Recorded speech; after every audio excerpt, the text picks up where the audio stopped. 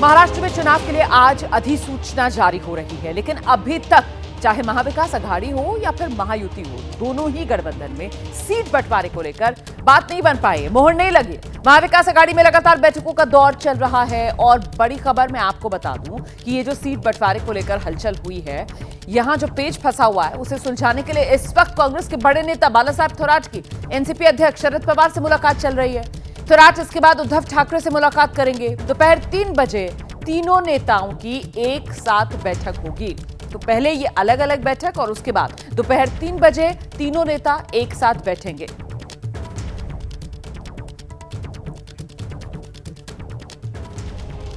मुंबई से आप देख रहे हैं हमारे साथ हमारी सहयोगी नम्रता दुबे, ये शरद पवार के घर के बाहर से इस समय हमारे साथ जुड़ रही हैं। साथ ही मृत्युंजय सिंह हमारे साथ मौजूद हैं इस समय मुंबई से, और न्यूज रूम से हमारे सहयोगी आशीष हमारे साथ मौजूद हैं इस समय। नम्रता का पहले रुख करेंगे और जरा जानते हैं नम्रता से, बालासाहेब थोराट और शरद पवार बैठक अभी भी चल रही है नम्रता?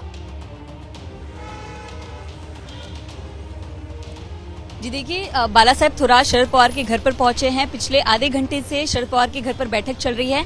सबसे पहले मैं आपको ये बता दूं कि बालासाहेब थोराट यहां पर क्यों आए हैं, क्योंकि जब पिछली महाविकास अघाड़ी की बैठक हुई थी तो उसमें नाना पटोले जो कि महाराष्ट्र कांग्रेस प्रदेश अध्यक्ष और संजय राउत, उनके बीच विवाद हो गया था। उसके बाद कांग्रेस हाईकमान ने बालासाहेब थोराट को जिम्मेदारी दी कि महाविकास अघाड़ी में आप समन्वयक का काम करें, जिसके चलते जैसे ही ये उनको जिम्मेदारी दी उसके तुरंत बाद बालासाहेब थोराट एक्शन में आए हैं और यहाँ पर सिल्वर ओक पर जो है शरद पवार के साथ बैठक करने पहुंचे। उनके साथ कांग्रेस के नेता नसीम खान भी हैं और जो विवाद चल रहा है महाविकास अघाड़ी को लेकर, उसको लेकर लगातार बातचीत हो रही है। इसके साथ साथ एनसीपी के जो कुछ नेता हैं, चाहे रोहित पवार हो और सुप्रिया सुले हो, वो भी घर पर मौजूद हैं, वो भी सिल्वर ओक पर बैठक करी है। इस बैठक के बाद बालासाहेब थोराट दूसरे पक्ष यानी कि उद्धव ठाकरे की मातोश्री पर भी जाएंगे। जो कम्युनिकेशन हुआ है, जो बातचीत हुआ है, वो पक्ष उनको सुनाएंगे और उसके बाद 3 बजे दोपहर के करीब एक जगह डिसाइड होगी और वहां पर ये जो तीनों पार्टियों के नेता हैं वो मिलकर बातचीत करेंगे और सीट शेयरिंग को लेकर एक फाइनल करेंगे और उसके बाद अनाउंसमेंट शुरू होगी। क्योंकि रोमाना आपको बता दें आज 22 तारीख है और आज से ही नॉमिनेशन की शुरुआत होनी है। बीजेपी ने 99 कैंडिडेट दे दिए, लेकिन महाविकास अघाड़ी की तरफ से अभी तक एक भी नाम सामने नहीं आया है। तो फिलहाल जो बैठक है वो शरद पवार के घर पर चल रही है। जी, मैं जरा मृत्युंजय का भी रुख कर लेती हूँ जरा इसी खबर पर। महाविकास अघाड़ी में ये जो मामला अटका हुआ नजर आ रहा है, गाड़ी आगे बढ़ ही नहीं पा रही है, तो आखिरकार ये पेच कहाँ अटका हुआ है मृत्युंजय? रोमाना देखिए, 2 बातें हैं। एक तो बालासाहेब थोराट की एंट्री क्यों हुई है ये समझना ज़रूरी है। दरअसल नाना पटोले जो अब तक बातचीत का हिस्सा थे, अब उनको साइडलाइन कर दिया गया है।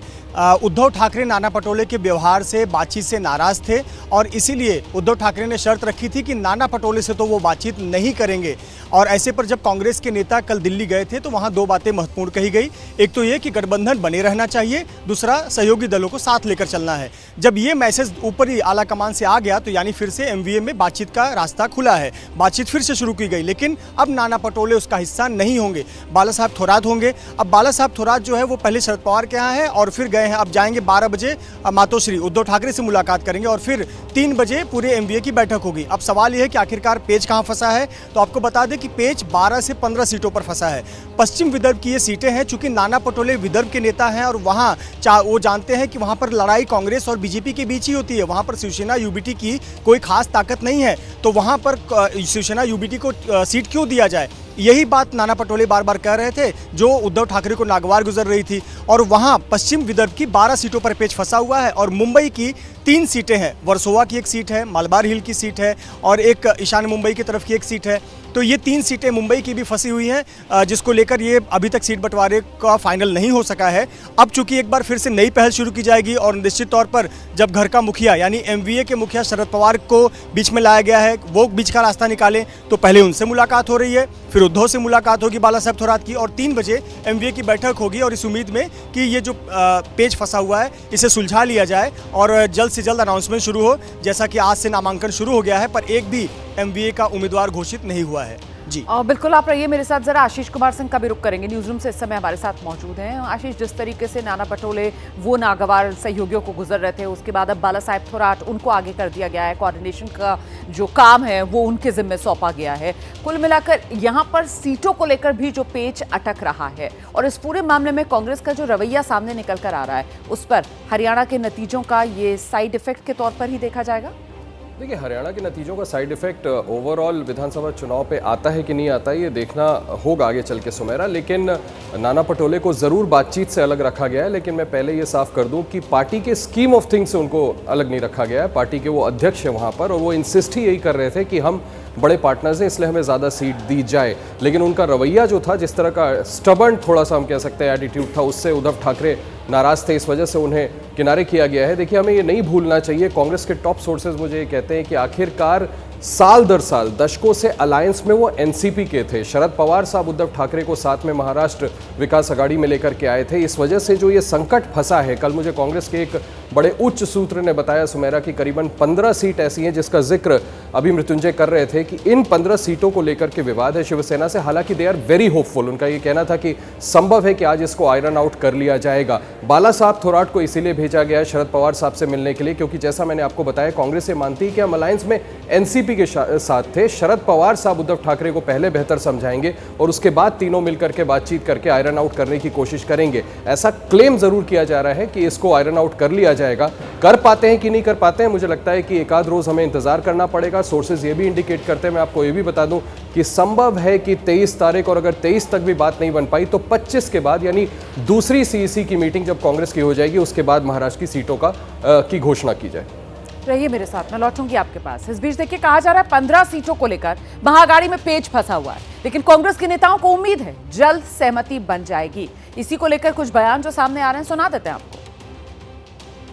25 से हमारा पूरा सीट के बारे में फाइनलाइज करके अनाउंस करेंगे। सीईसी में हमने 63 सीट्स को लिया और उसके बारे में चर्चा की है। फाइनल लिस्ट आपके पास दे देंगे। 96 जगह पे हमने स्क्रीनिंग की है और कुछ सीटों के बारे में चर्चा हुई है और 25 तारीख को और स्क्रीनिंग कमेटी का एक मीटिंग होगा और उसी दिन सीएससी का भी मीटिंग होगा और उस दिन सब फाइनल यहाँ पे किया जाएगा। देखिए, एक तरफ महाविकास अघाड़ी में सीट बंटवारे का ऐलान, दूसरी तरफ महायुति में सीट बंटवारे पर अभी औपचारिक मुहर नहीं लगी है, लेकिन इस बीच सूत्रों के हवाले से खबर ये आ रही है कि शिंदे और अजीत पवार अपने उम्मीदवारों की पहली सूची आज जारी कर सकते हैं। ये इस वक्त की बड़ी खबर है, जानकारी मिल रही है। अजीत पवार भी उम्मीदवारों के नाम की लिस्ट जारी कर सकते हैं। एकनाथ शिंदे की तरफ से भी उम्मीदवारों के नाम की लिस्ट जारी की जा सकती है। सीधे आपको लेकर चलेंगे, मृत्युंजय हमारे सहयोगी इस समय हमारे साथ मौजूद हैं। मृत्युंजय, महाराष्ट्र में बीजेपी की तरफ से पहले ही उम्मीदवारों के नाम की एक लिस्ट जारी की जा चुकी है और अब इसी क्रम में शिंदे और अजीत पवार की पार्टियों के नाम भी सामने आ रहे हैं, वो भी अपने अपने उम्मीदवारों की एक लिस्ट जारी कर देंगे। मतलब वो सीटें जहां पर पेच अटका हुआ है उनको छोड़कर वो सीटें जहां पर बात पूरी तरीके से बन चुकी है, वहां पर कम से कम उम्मीदवारों के नाम का ऐलान किया जाए। इसी रणनीति पर महायुति आगे बढ़ते हुए बिल्कुल यही रणनीति नजर आ रही है महायुति की। और आपको बता दें कि लोकसभा चुनाव में जो गलती महायुति ने की थी वो गलती विधानसभा में नहीं दोहराना चाहती। लोकसभा में आपको याद होगा कि नामांकन के एक दिन पहले तक उम्मीदवारों के नाम घोषित हो रहे थे। उज्ज्वल निकम की सीट हो, इस प्रकार की कई सीटें हैं, ये सब एक दिन पहले नामांकन पे घोषित की गई थी और उसके लिए बहुत ज़्यादा तैयारियां करने का मौका नहीं मिला था, प्रचार करने का मौका नहीं मिला था। अब वो गलती महायुति नहीं दोहरा रही है। आपको बता दें कि महायुति में सीट शेयरिंग का फॉर्मूला लगभग तय है। 155 सीट पर बीजेपी लड़ेगी, 78 सीट पर शिवसेना लड़ेगी और 55 सीट पर अजीत पवार गुट लड़ेगी। ये हमें हमारे महायुति के सूत्र बता रहे हैं। अब इसमें कुछ पेच ये है, लेकिन ये स्ट्रेटेजिक अलायंस एक नज़र आता है कि कई सीटों पर उम्मीदवार जो है वो बीजेपी का चेहरा होगा, लेकिन सिंबल शिवसेना का हो सकता है। उदाहरण के तौर पर मैं आपको बताऊं, नारायण राणे के दूसरे बेटे हैं नीलेश राणे। नीतीश राणे को ऑलरेडी कंकौली से टिकट दे दिया गया है बीजेपी की सीट पर उनके दूसरे बड़े बेटे हैं नीलेश राणे, वो शिवसेना ज्वाइन करेंगे, शिंदे गुट, और शिवसेना से जो कुडाल की सीट है रत्नागिरी सिंधुदुर्ग में, वहाँ से वो उम्मीदवार होंगे शिवसेना के। तो एक ही घर में एक बेटा बीजेपी से लड़ रहा है, एक बेटा शिवसेना से, लेकिन ये स्ट्रेटेजी का हिस्सा है क्योंकि उस क्षेत्र में नारायण राणे मजबूत माने जाते हैं। तो इसी प्रकार से कई सीटों पर भी उम्मीदवार हो सकता है शिवसेना बीजेपी के हों, वो शिवसेना के सिंबल पर लड़ें या शिवसेना के बीजेपी पे भी लड़ सकते हैं। पर कुल मिलाकर जो महायुति का आंकड़ा है वो स्पष्ट है, 155 बीजेपी, 78 शिवसेना शिंदे और 55 अजीत पवार। और आपको बता दें कि जल्दी जो पहली लिस्ट आने वाली है अजीत पवार और शिवसेना की, उसमें जो बागी जब ये लोग हुए थे, बगावत किए थे, जो पहली बार उनके साथ आए थे, उनके नाम होने की पूरी संभावना है। शिवसेना के 40 विधायकों के नाम पहली सूची में होंगे जो उनके साथ बगावत में शिंदे के साथ गए हुए थे। आप रहिए मृत्युंजय मेरे साथ, मैं आपके पास लौटूंगी। नम्रता और आशीष का बहुत शुक्रिया हमारे साथ बने रहने के लिए। और इस बीच देखिए अगली खबर मैं बता रही हूं दर्शकों को। महाराष्ट्र चुनाव में उत्तर प्रदेश के मुख्यमंत्री योगी आदित्यनाथ के नारे की एंट्री हुई है। बड़ी खबर, मुंबई के कई इलाकों में योगी के पोस्टर लग गए हैं।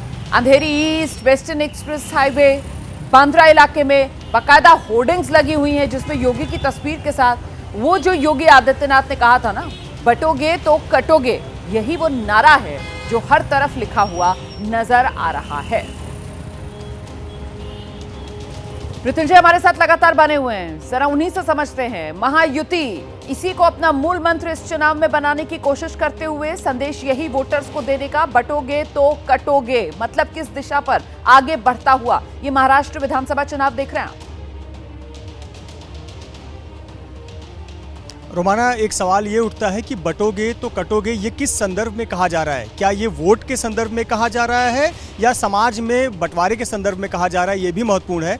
पर एक बात तो तय है कि जिस प्रकार से महायुति को मुस्लिम वोट लोकसभा चुनाव में नहीं मिले, एक तरफा वोट वो इंडिया गठबंधन की तरफ गए, तो कहीं ना कहीं यहाँ पर ध्रुवीकरण का एक प्रयास है कि यहाँ पर अगर हिंदू समाज बटेगा तो कटेगा, यानी हार मिलेगी। इस प्रकार के बैनर, पोस्टर मुंबई के कई इलाकों में देखने को मिल रहे हैं। कांदिवली में लगा हुआ है, अंधेरी ईस्ट में लगा हुआ है, वेस्टर्न एक्सप्रेस हाईवे फ्लाईओवर के पास लगा हुआ है। कई जगहों पर इस प्रकार के पोस्टर लगे हुए हैं। पर आपको एक और चीज़ बता दूं, ये पोस्टर अभी ताज़ा नहीं लगे हैं। ये पोस्टर हमने नवरात्रि के दौरान कई जो उत्सव है, नवरात्रि उत्सव मनाए जा रहे थे, उन कार्यक्रम स्थल पर भी हमने इस प्रकार के बैनर देखे थे जहां इस प्रकार के मैसेज लगाए गए थे। बहुत शुक्रिया आपका तमाम जानकारी के लिए। और आइए इस बीच एक और बड़ी खबर आ रही है, महाराष्ट्र से आ रही है। चुनाव से पहले पुणे में भारी संख्या में कैश बरामद हुआ है। पुणे में एक कार से 5 करोड़ रुपए बताया जा रहा है जो कैश बरामद हुआ है। कार सवार 4 लोग हिरासत में ले लिया है पुलिस ने, उनसे पूछताछ की जा रही है। कैश के सोर्स का पता लगाने में इस समय पुलिस जुटी हुई है। तो चुनाव महाराष्ट्र में 20 नवंबर को मतदान, और उससे पहले पुणे में ये 5 करोड़ कैश जो एक गाड़ी से बरामद हुआ है। सीधे आपको लेकर चलेंगे, हमारे साथ हमारे सहयोगी मिकी घई इस समय मौजूद है। जरा जानते हैं मिकी घई से अभी तक की पूछताछ में पुलिस को क्या जानकारी मिल रही है, सूत्र क्या बता रहे हैं मिकी? जी, हम देखें तो विधानसभा चुनाव से पहले पुणे पुलिस अब एक्टिव मोड पर है। अलग जगह, अलग अलग सड़कों पर उन्होंने कई जगह चेक पोस्ट बनाए हैं। जो कुछ गाड़ियों पे शक है वो गाड़ियां रुकाई जा रही है और चेक की जा रही है। कल शाम के वक्त ऐसी तरीके से एक इनोवा कार जो सांगोला की ओर जा रही थी, ये गाड़ी को रुकाया गया और ये जब ये गाड़ी का पूरा चेक की गई तो उस गाड़ी में करीबन 5 करोड़ रुपए कैश, जो 500 के नोट है, ऐसे सब ये गाड़ी में पाए गए। ये गाड़ी में 4 लोग थे जिनको पुलिस ने हिरासत में लिया और पूरी इंक्वायरी शुरू की। ये पैसे 5 करोड़ रुपए, इतनी बड़ी कैश कहाँ जा रही है, कहाँ से आई है, मगर इसका सही जवाब अब तक पुलिस को मिला नहीं है। पुलिस ने इसी के चलते इनकम टैक्स विभाग होगा और इलेक्शन कमीशन, इसको भी इसके ये कैश के बारे में मालूमात दी है और उसके बाद वहां पर जो इलेक्शन कमीशन होगा उसी के साथ इनकम टैक्स विभाग के अधिकारी पहुंचे। पर जो सवाल उन्होंने पूछे उनको अभी तक सेटिस्फाइड जवाब इन चारों से मिल नहीं पाया है। इन चारों में एक जन है जो ठेकेदार है, कॉन्ट्रैक्टर है, उसका कहना है कि हम एक कॉन्ट्रैक्टर हैं और ये कैश मेरी है। पर ये कैश कहां से आई है, कैसे आपने मिलाई और कहां जा रही थी, ये जो सवाल उपस्थित किए जा रहे हैं इसके जवाब अब तक मिल नहीं सके हैं। इसी के चलते इनकम टैक्स ने ये सारी कैश उनके पास ले लिए और ये चारों की यहाँ पर अभी भी पुलिस की ओर से और इनकम टैक्स विभाग की ओर से इंक्वायरी चल रही है। बहुत शुक्रिया तमाम जानकारी के लिए। आपको जानकारी देते हैं, दिल्ली के रोहिणी में स्कूल के पास जो ब्लास्ट हुआ था उस मामले में जांच चल रही है। धमाके को 51 घंटे से ज्यादा का वक्त बीत चुका है, लेकिन धमाका कैसे हुआ, धमाका किसने किया, धमाका क्यों किया गया, ये वो तमाम सवाल हैं जिनके जवाब अब तक तो नहीं मिल पाए हैं। 48 घंटे बाद भी दिल्ली ब्लास्ट में कोई सुराग नहीं, बल्कि अब तो 51 घंटे बीत चुके हैं, दिल्ली ब्लास्ट का कोई सुराग अभी तक नहीं मिला है। सीसीटीवी में एक संदिग्ध की गतिविधि जरूर नजर आई थी पुलिस को। संदिग्ध के रूट को ट्रैक कर रही हैं जांच एजेंसियां। अब जो जांच चल रही है वो खालिस्तानी एंगल से भी जांच की जा रही है, नक्सली एंगल से भी जांच की जा रही है। कोई एंगल ऐसा नहीं है जो अछूता हो, हर एंगल को खंगालने में जांच एजेंसियां जुटी हुई हैं। तो रोहिणी इलाका, यहां सीआरपीएफ का स्कूल और उसी स्कूल की दीवार के पास ये ब्लास्ट, और ब्लास्ट भी ऐसा जोरदार जिसने सबको दहला कर रख दिया। वो तो गनीमत ये कि रविवार का दिन था, स्कूल में छुट्टी थी और सुबह का वक्त था, इसी वजह से आसपास लोग नहीं थे। लेकिन वहां जो दुकानें, जो गाड़ियां, उनके शीशे जिस तरीके से टूटे हैं, उससे आप अंदाजा लगा सकते हैं कि कितना जोरदार ये धमाका था और कितना नुकसान ये धमाका पहुंचा सकता था। फिलहाल पुलिस की जांच कहां तक पहुंची है, सीधे आपको लेकर चलेंगे। हमारे साथ हमारे सहयोगी मनोज वर्मा इस समय मौजूद हैं। जरा जानते हैं मनोज से अभी तक की जांच क्या बता रही है। मनोज, देखिए रोमाना, अभी तक की अगर जांच की मैं बात करूं तो अभी तक पुलिस के और एजेंसीज के हाथ बिल्कुल खाली हैं। अभी तक कोई भी पुख्ता सबूत या सुराग पुलिस के हाथ नहीं लगा है कि ये पता किया जा सके कि आखिरकार धमाका किसने किया था, क्यों किया था और क्या क्या मतलब किन किन चीज़ों का इसमें इस्तेमाल हुआ था। पुलिस ने इलाके की सारी सीसीटीवी फुटेज को खंगाल रही है। कल एक सस्पेक्ट की तस्वीर ज़रूर उसमें नज़र आई थी, लेकिन अभी तक उसको ट्रैक नहीं कर पाई है पुलिस। इसके अलावा पूरे इलाके का जो डंप डेटा है उसको भी एनालिसिस किया जा रहा है, क्योंकि बहुत बड़ा डंप डेटा जो है वो पुलिस ने इकट्ठा किया है। करीब 48 घंटे से ज़्यादा का डंप डेटा इकट्ठा किया है, तो उनको इकट्ठा करने के बाद उसकी जाँच करने में समय लगेगा कि उस दौरान, जिस दौरान धमाका हुआ उस वक्त कितने नंबर एक्टिव थे। इसके अलावा 2 दिन पहले तक कितने ऐसे नंबर एक्टिव थे जो लगातार एक दूसरे से बात कर रहे थे। तो कहीं ना कहीं अभी तक पुलिस के हाथ खाली है और अभी तक पुलिस और एजेंसीज के हाथ कुछ भी नहीं लगा है कि आखिरकार इस धमाके के पीछे क्या नक्सली एंगल है, या इसके पीछे खालिस्तानी एंगल है, या फिर इसके पीछे पाकिस्तान का टेरर एंगल है। तो कहीं ना कहीं अभी तमाम जो एजेंसियां इस गुत्थी को सुलझाने में लगी हुई हैं कि आखिरकार इस धमाके के पीछे किसका हाथ हो सकता है। लेकिन सबसे बड़ी बात वही जो आपने कही कि गनीमत ये रही कि इस धमाके में कोई घायल नहीं हुआ, क्योंकि रविवार का दिन था, स्कूल की छुट्टी थी। अगर स्कूल खुला हुआ होता, क्योंकि ये फुटपाथ है जहाँ इस वक्त मैं खड़ा हुआ हूँ और यहीं से स्कूल के बच्चे स्कूल की तरफ जाते हैं, और दुकानें भी उस वक्त ज़्यादा नहीं खुली हुई थी। अगर दुकानें खुली हुई होती और बच्चे यहाँ पर मौजूद होते तो एक बहुत बड़ा हादसा हो सकता था। तो फिलहाल अभी एजेंसीज के हाथ खाली हैं और एजेंसीज की यही कोशिश है कि जल्द से जल्द पता लगा पाएं कि आखिरकार इसके पीछे किसका हाथ है। बहुत शुक्रिया मनोज इस तमाम जानकारी के लिए। तो अभी तो ये जो गुत्थी है वो उलझी हुई है और इस उलझी हुई गुत्थी का कोई एक सिरा भी पुलिस जांच एजेंसियों के हाथ नहीं लग पा रहा। इस बीच अगली खबर, जम्मू कश्मीर में आतंक के खिलाफ बड़ा ऑपरेशन, कई जिलों में काउंटर इंटेलिजेंस की छापेमारी चल रही है। श्रीनगर हो, गांदरबल हो और इसके अलावा भी कई अन्य जिले जम्मू कश्मीर में जहां इस समय छापेमारी चल रही है।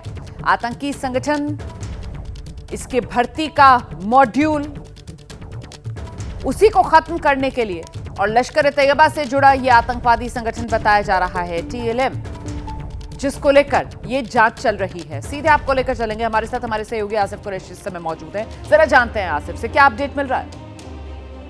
रोमाना, देखिए, काउंटर इंटेलिजेंस यूनिट जो जम्मू कश्मीर पुलिस का आतंक विरोधी यूनिट है, उनका ये कहना है कि पिछले कुछ समय से वो इस मॉड्यूल पर नजर रखे हुए थे और गांदरबल में हुए आतंकी हमले के बाद इस मॉड्यूल के खिलाफ कार्रवाई शुरू कर दी गई। कहा जा रहा है कि तकरीबन 3 महीने से लगातार पाकिस्तान में बैठे हुए एक हैंडलर, जिसको बाबा हमास का नाम दिया गया है, उसके द्वारा कश्मीर की 10 डिस्ट्रिक्ट में से 7 डिस्ट्रिक्ट में इस मॉड्यूल के लिए रिक्रूटमेंट हो चुकी थी और उसी को पूरी तरीके से खत्म करने के लिए आज सुबह से सभी 7 जिलों में जो काउंटर इंसर्जेंसी यूनिट है उनकी छापेमारी जारी है और कई संदिग्धों को हिरासत में भी लिया गया है। हालांकि इस बाबत ज्यादा जानकारी साझा नहीं की गई है, इस वजह से कि अभी ये ऑपरेशन जारी है और हो सकता है कि कई और ठिकानों पर, कई और जगहों पर छापेमारी की जाए ताकि लश्कर से जुड़े हुए इस छद्म ग्रुप को पूरी तरीके से खत्म किया जाए। इससे पहले TRF नाम के संगठन का भी इसी तरीके से जन्म हुआ था और काउंटर इंसर्जेंसी यूनिट का ये कहना है कि श्रीनगर, गांदरबल, बांडीपुर, कुलगाम, बडगाम, अनंतनाग और पुलवामा में अभी भी इस छद्म ग्रुप से जुड़े हुए कुछ ठिकानों पर छापेमारी जारी है और कुछ और गिरफ्तारियां भी होगी, जिसके बाद ही छापेमारी की कार्रवाई के बाद इस बाबत ज्यादा जानकारी साझा की जाएगी। बहुत शुक्रिया आसिफ इस तमाम जानकारी के लिए। तो फिलहाल ये छापेमारी चल रही है और इस बीच अगली बड़ी खबर जिसको लेकर मैं आपको जानकारी देने जा रही हूँ राजधानी दिल्ली से है। आज की सुबह भी बीते दिनों की तरह राजधानी दिल्ली में धुंधली रही। सफेद धुंध की चादर चारों तरफ फैली हुई नजर आ रही है। बढ़ते प्रदूषण का स्तर साफ दिखाई दे रहा है। कई जगहों पर एयर क्वालिटी इंडेक्स 300 के पार पहुंच गया है। बढ़ते प्रदूषण की वजह से दिल्ली में ग्रैप 2 यानी जो ग्रेडेड रिस्पॉन्स एक्शन प्लान है उसका 2nd लेवल लागू कर दिया गया है।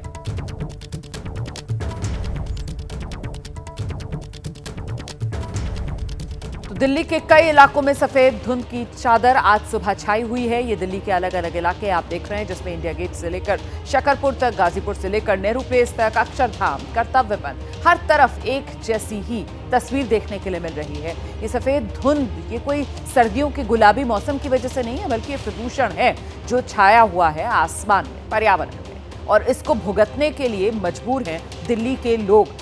खराब हवा में सांस लेने के लिए मजबूर दिल्ली के लोग, और इससे निपटने के लिए अब सरकार ने जो एक्शन है उसके तहत ग्रैब 2 लागू कर दिया है। लेकिन फिलहाल दिल्ली के लोग क्या कह रहे हैं, दिल्ली में मौसम और ये प्रदूषण किस तरीके से लोगों की मुश्किल बढ़ा रहा है, दिखाते हैं आपको इंडिया गेट इलाके से हमारी सहयोगी मदीहा की एक रिपोर्ट। साल का फिर वो वक्त आ गया है जब दिल्ली धुंधली नजर आ रही है। जी हाँ, मैं बात कर रही हूँ उस मौसम की जब दिल्ली में प्रदूषण अपने सबसे ज्यादा बड़े स्तर पर होता है।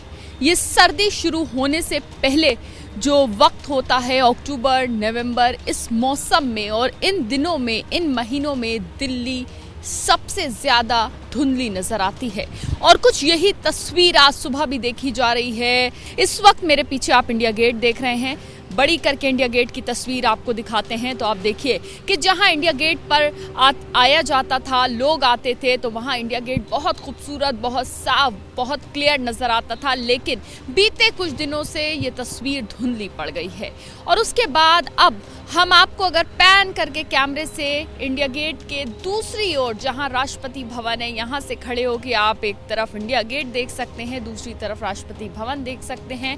तो कैमरा पैन करके धीरे धीरे इस कर्तव्य पथ से हम राष्ट्रपति भवन की तस्वीर दिखाने की यहाँ से कोशिश कर रहे हैं। अमूमन बाकी दिनों में जब हम यहाँ से कैमरा पैन करके दिखाते हैं तो राष्ट्रपति भवन नजर आता है, लेकिन इस वक्त दिल्ली में प्रदूषण का, धुंध का, सफेद चादर का हाल कुछ ऐसा है कि इस वक्त दूर का बिल्कुल भी नजर नहीं आ रहा है। हालांकि इस मौसम में फॉग भी होता है, सुबह सुबह धुंध होती है मौसम बदलने की वजह से, लेकिन दिल्ली में ये सिर्फ फॉग नहीं, ये स्मॉग है। ये वो स्मॉग है जो प्रदूषण के कारण बनता है। ये धूल के वो कण होते हैं, ये वो पराली का असर होता है, ये वो गाड़ियों का धुआं होता है, ये वो कंस्ट्रक्शन साइट्स की धुंध होती है जो इस मौसम में हवा की रफ्तार कम होने से एक गैस चैम्बर वाली स्थिति जो है दिल्ली में बन जाती है, एनसीआर में बन जाती है, और हर साल यही तकलीफ दिल्ली वालों को उठानी पड़ती है।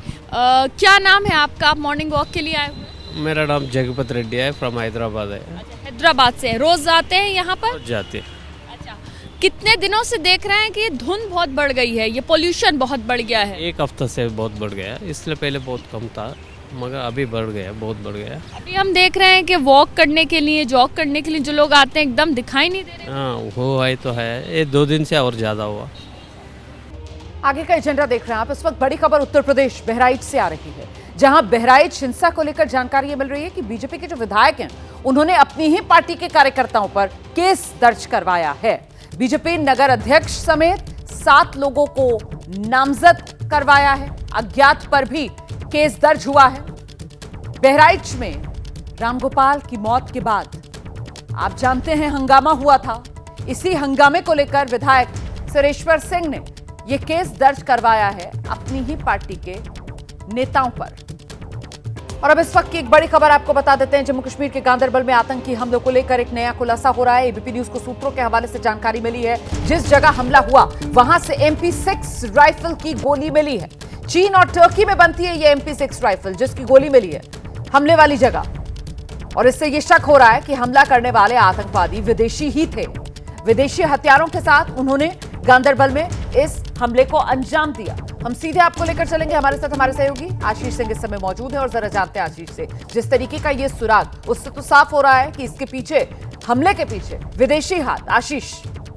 जी हाँ, बिल्कुल विदेशी हाथ का ऐसा बिल्कुल अब खुल के लगता है कि ये पाकिस्तानी आतंकी थे जो शायद पुंछ या गुरेज की तरफ से दाखिल हुए इन्फिल्ट्रेट करके। और ये बहुत बड़ी जानकारी हमें सोर्सेज से मिल रही है कि MP6 राइफल्स के बुलेट्स उस मौका वारदात से मिले हैं, जो कि आपने बिल्कुल ठीक कहा कि चीन और टर्की में बनते हैं। लिहाजा ये बिल्कुल अब स्पष्ट हो जाता है कि फॉरेन टेररिस्ट थे और कहीं ना कहीं मकसद ये मैसेज लाउड एंड क्लियर देने का था कि मिलिटेंसी अभी भी अलाइव है। और बड़ा टाइमिंग भी इसका क्रूशियल है कि जिस दिन नए विधायकों का शपथ होना था उसके एक रात पहले जानबूझ करके नॉन लोकल्स को हमला करने की कोशिश की गई थी। बहरहाल बड़ी बात है कि MP6 राइफल्स का इस्तेमाल किया गया है। जी। अगर ये पहले की तरह अटैक होता तो AK या 9mm पिस्टल का इस्तेमाल किया गया।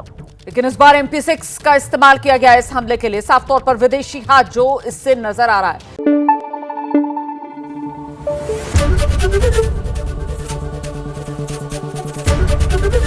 ABP न्यूज आपको रखे आगे।